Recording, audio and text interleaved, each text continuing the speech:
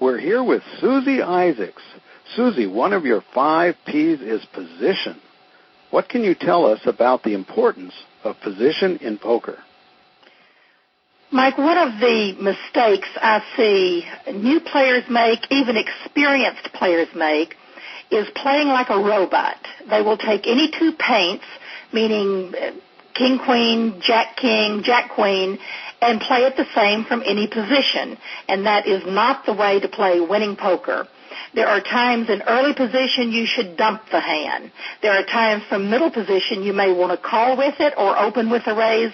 And there are times from late position you may want to raise or even re-raise depending on who you're playing against. So players who don't take into account what position they're in at the moment really are at a serious disadvantage in poker. Absolutely. It's going to cost them money in the long run if they don't pay attention to the position and who's doing what, when, where. And, of course, the last position is the best position because you know what everybody else is going to do. There are times, that hand I'm talking about, the 2 paints, there are times you're going to want to fold that from late position if a very tight player has raised from early position.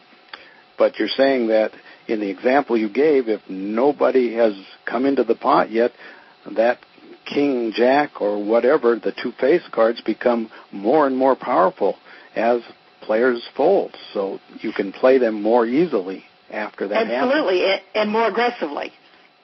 Well, that's very valuable. And what other hands would you play big pairs differently depending on position? Absolutely. I would play big pairs in early position. Most of the time I'm going to raise with a big pair, but there are going to be times that I'm not going to raise with a big pair simply because I want to mix my play up.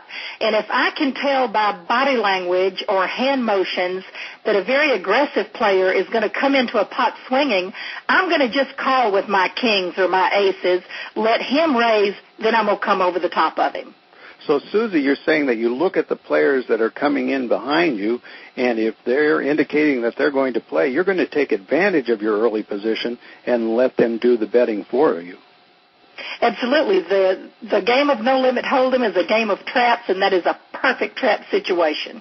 I love that. A game of traps. Indeed it is. Susie, this has been great. Thank you so much. We've been talking with Susie Isaacs.